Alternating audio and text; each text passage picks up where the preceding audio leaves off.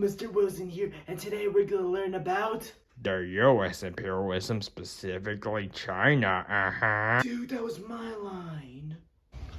So what is the real meaning of the US imperialism over China? I might not know all the answers, but I know a guy who does. Follow me. 3 days later. Alright, Buzz, we're in the middle of a time machine right now, but we have to use this time machine wisely because I spent $4.56 billion on it. You hear me? What's this button do? No, don't touch!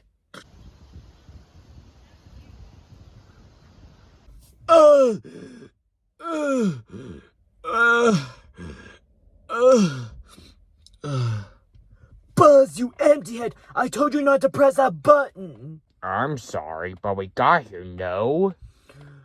Alright. According to my time watch, we are somewhere around in the early 1900s. Come on, let's go! Alright, let's meet some Chinese people. I found one. Hey, Mr. Chinese guy, we need your help. Buzz, you dumbhead! I'll do the talking! Sorry about my friend over there. He's an imbecile. Hey, I heard that. And yeah, I just want to ask if the U.S. involvement over China was a good thing or not, or is it justified or not? Well then, around the 1890s, the US wanted to make a trade business to make more money. While it is true that China wanted only the small percentage of American trade, the industry had always dreamed of a vast market of Asian customers desperate for manufactured goods. They could not yet produce in large quantities for themselves. So, business for money, right? Yeah, something like that. Anyway, not only American wanted to make a proper business with China to gain more money, other countries also have the same intentions as American. Though after on in life, each country was able to make markets through tariffs and transportation, and that ensured their share of the Chinese market. However, when the US learned about the pace that the foreign powers further divided China into pseudo territories and worded that they had no significant peace for themselves, the United States government intervened. Due to the Europeans' actions, they wanted the whole market and not to share it. Oh, so they're greedy, huh? A Mr. Krabs wannabe. Who's Mr. Krabs? No one. Continue with your lesson. Very well. The US also did wanted to do business with China with no artificially constructed spheres or boundaries to limit the extent of their trade, but without the terrestrial entanglements or legislative responsibilities that anti-imperialists opposed. However, thanks to the Secretary of State John Hay, several American businessmen created the American Asiatic Association in 1896 to pursue greater trade opportunities in China.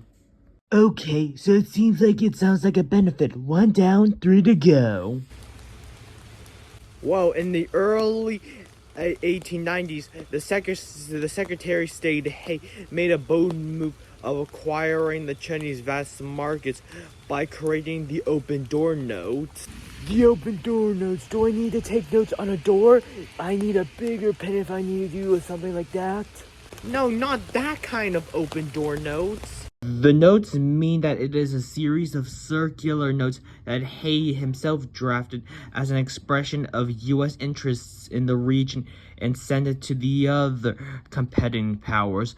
These notes maintain spheres of influence in China with transportation controls that would give unfair advantages to one country over another. Also, the notes require that all countries agree to maintain free access to all treaty ports in China to pay railroad charges and harbor fees, and that only China would be permitted to collect any taxes on trade within its borders. While on the paper itself, the open door notes would offer equal access to all, the reality was that it greatly favored the United States. Free trade in China would give American businesses the ultimate advantage, as American companies were producing higher quality goods than other countries, and were doing so more effectively and less expensively. Thanks to these notes, open doors would flood to the Chinese market, with American goods virtually squeezing other countries out of the market. Wow, and what another interesting benefit. Anyway, I wonder what's happening to the other countries right now. Meanwhile, Darn those open door notes! Alright, thank you. This is awesome. Well, that reminds me of another story that I want to... You over there! You're supposed to do your job! Now get back now! Get back to work and sell 3,000 fishes! Alright, boss. Sorry, sir. Sorry, weird-looking man. I have to get back to work now, but it was fun talking with you. Alright, Buzz, we have to learn about 2 costs of US involvement and their consequences. Weird-looking guy. Quit your whiny, Buzz, and we must get to the time machine, and this time I'm pressing the buttons. Alright, while we are going through the other timelines, we are just going to sit here and rest for a bit until we get there.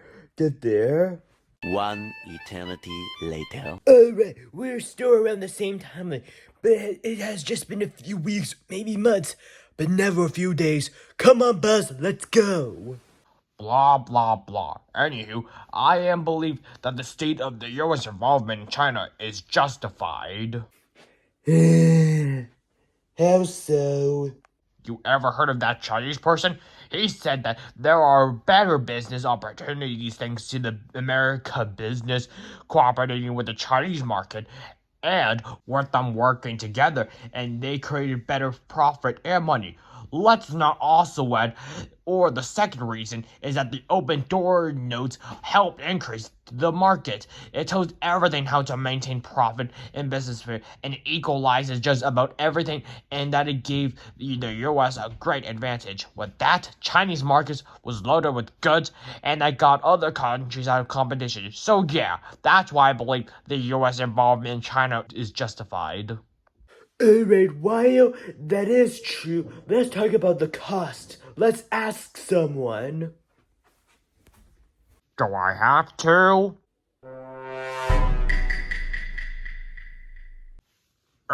Yeah, sure, no problem. Yeah, I need the exercise anyway. I'm coming, Mr. Wilson. Hey, I think I found someone. Hey, Mr. Weird-looking dumpling over there, we need your help. Man, and I thought I was the dumb one. What do you want? Oh,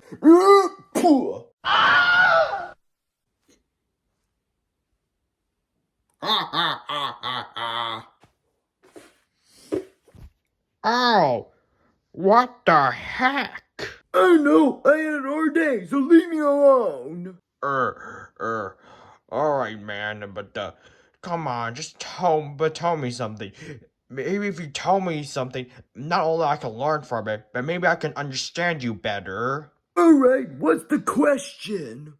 What are the costs of the US involvement and their consequences? Well then, have you ever heard of the open door notes? Yeah, me and my moron friend over there have learned that before. Hey, I have feelings too, you know. Well, if you heard, the notes were invoked barely a year later when a group of Chinese insurgents, the righteous and hammerness fists, fought to expel all Western nations and their influence from China. The United States, along with Great Britain and Germany, sent over 2,000 troops to withstand the rebellion. The troops signified Americans' loyalty to the territorial integrity of China, although one flooded with American products, despite the following efforts by Japan in particular to undermine Chinese authority in 1915 and again during the Manchurian crisis of 1931. The United States remained determined in defense of the open door principles through World War II. Only when China turned to commission in 1949, following an intense war, did the principle become relatively meaningless. Wow, so basically the notes were invoked and that caused a total war? Yep, pretty much. So basically, if it weren't for those Americans who wanted to do a trade business with China, the open notes wouldn't have happened and there would be no war. Intriguing. Tell me more. Alright, although the open door notes served American purpose, the imperialist powers in China perceived little benefit for themselves in endorsing a request that they pursue a policy of self-denial in areas under their control. The United States was offering them nothing in return. On the other hand, the Americans were not challenging the existence of spheres of influence or interest they contained vital. At the time of the American initiative in 1899, opponents of reform led by Cixi, the Empress Dowager, were in control in Beijing. The destruction of missionary properties and murder of Chinese Christians intensified and could not be ignored. Hay's notes of 1899 and 19 came as the natural culmination of over 100 years of American involvement in China.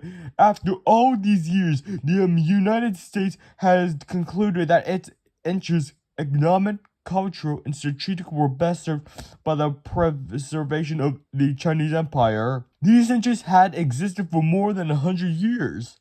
They might become greater, but they were not vital interests. They were worthy of diplomatic support, but they were not worth the risk of war with a major power. Despite the interest that businessmen and missionaries attached to their activities in China, neither the people nor the government of the United States could force for law on Asian affairs. There were much more important problems to be dealt with at home.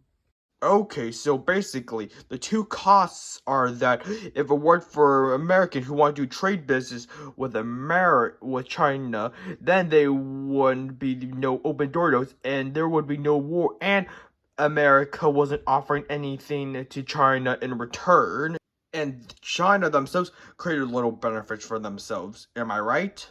Yup, that's correct. Alright, I better be on my way. Come on, Mr. Wilson. What? Why me? Why me? Alright. Alright, I'm gonna go now. Alright, Buzz, we are in the time machine right now, and we have set it up into a tree waterfall place. You know what I mean? Yes, this place really is nice, Mr. Wilson. Yes, pretty nice. So what's your pick? You mean if the US involvement is justified or not? Yep, that's what I mean. Well, my pick or claim is that the US involvement was not justified.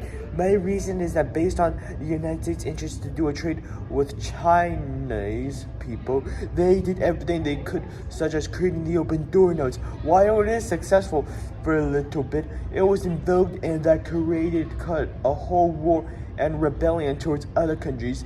My second reason is that while the notes did help the American a bit, China perceived a little benefit for themselves in endorsing a request that they perceive a policy of self-denial in areas under their self-control. The United States was offered nothing in return. This shows that the United States did not really show no care towards China. No, I think it's beneficial. It is not. It is. It's not. It's two. It's not. It's two. It's not. It's two. It's two. It's two. It is not times infinity. Grrr.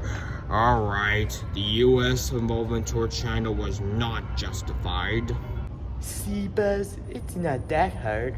And to make it a conclusion, the US involvement over China is not justified. Now, do you have the erase mine gun? Yep, I have it over. Oh no. Wait, what's wrong, Buzz? I think I lost it. You did what? Hey, I said I lost. Okay, it was an accident. A few years ago. Alright, thanks to that race gun that I sold, I think I have enough money to buy a lot of Nerf guns. Now back to the present. Don't you little, never mind. Those people are probably gone anyway. Besides, what's the worst that can happen?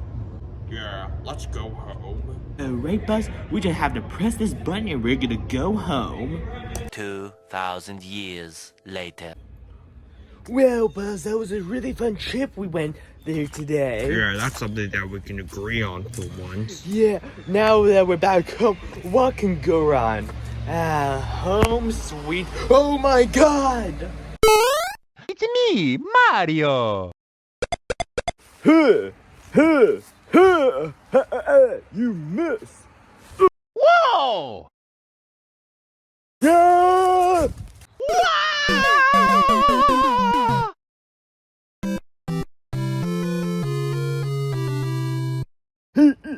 Hold it right there. As the name of the TTA, the time disruptive authorities, you have to come with us. Ah! Buzz, you idiot! What did I do wrong? If it weren't for you, the time wouldn't have been disrupted and the butterfly effect wouldn't have happened if you hadn't lost that dumb erase mine gun. Hey, it ain't my fault. If it weren't for your neglectance over the time and the consequences, this wouldn't have happened. Are you little?